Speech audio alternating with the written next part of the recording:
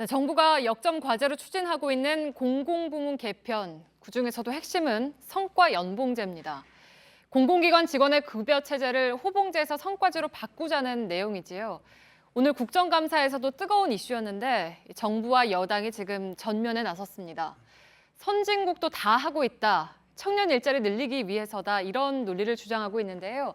과연 청년 일자리가 늘어날 수 있는지 오늘 확인해 보겠습니다. 오대영 기자, 먼저 선진국이 다 하고 있는지부터 볼까요? 네, 이기권 고용노동부 장관이 오늘 아침 라디오 인터뷰에서 한 얘기인데요. 네. 이겁니다. 우리나라만 호봉제 중심의 나라다. 이거 틀린 발언입니다. 하나씩 보겠습니다. 각국의 임금 기준을 보면요. 한국은 호봉, 일본은 호봉과 직능이 혼합돼 있고요. 또 성과도 포함이 됩니다. 미국, 영국, 독일, 업무에 따른 성과 중심인데 물론 세부적으로는 여러 요소들이 혼재돼 있는데 저희가 좀 단순화해서 표현했습니다. 네. 특히 세부적인 체계는 또 나라마다 다 다른데요.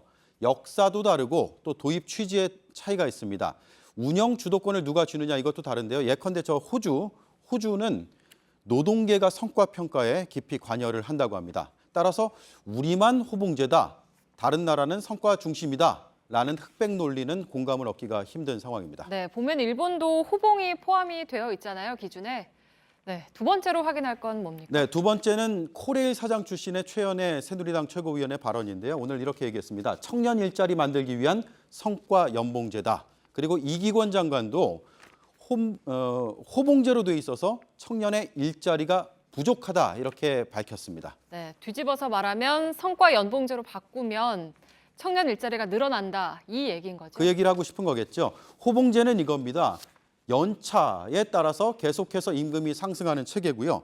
또 직무와 성과에 따라서 차등적으로 지급되는 게 저 성과제인데 네. 호봉에서 성과제로 바꾸면 청년들의 고용이 늘어난다. 이런 논리인데 그럴듯하게 들리지만 두 가지 전제 조건이 필요합니다. 첫 번째로 임금의 총액이 감소하든지 그러니까 그 기관 전체의 임금 총액이 감소하든지 아니면 저성과자가 퇴출이 돼서 빈틈이 좀 생기든지 해야 됩니다. 네, 그러면은 인건비 총액이 줄어들면 그 남는 돈으로 새로운 인력을 뽑을 수 있다, 이겁니까? 그렇죠. 그래서 우리가 한 기관의 총 임금액이 100이라고 한번 가정을 네. 해보겠습니다. 그 100을 지금 호봉제에 따라서는 적절하게 이렇게 배분을 하고 있는데요.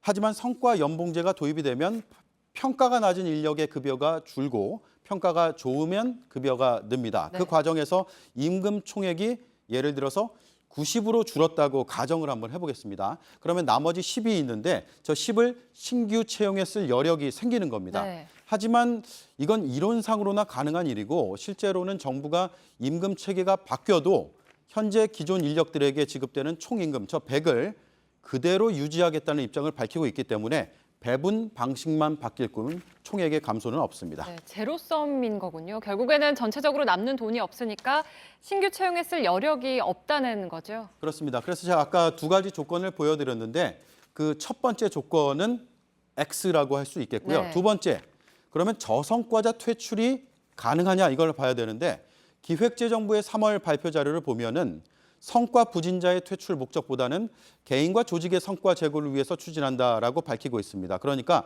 성과 연봉제의 목적은 저성과자 퇴출이 아니라는 게 공공기관 등에 내려진 지침입니다. 네. 따라서 저성과자 퇴출로 인력을 감축하고 또 감축한 만큼의 청년 채용을 한다고 장담할 수가 없기 때문에 저성과자 퇴출도 X입니다.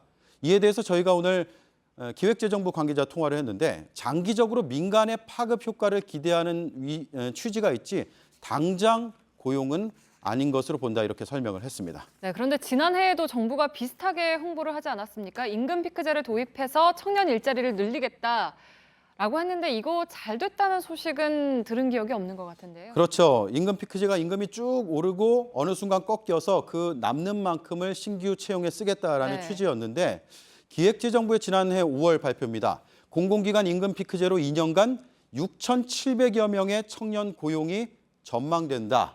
이렇게 나와 있습니다. 이게 연간으로 따지면 3,400명 규모인데 당시에 굉장히 크게 홍보를 했습니다. 하지만 이 그래프 한번 보여드리겠습니다.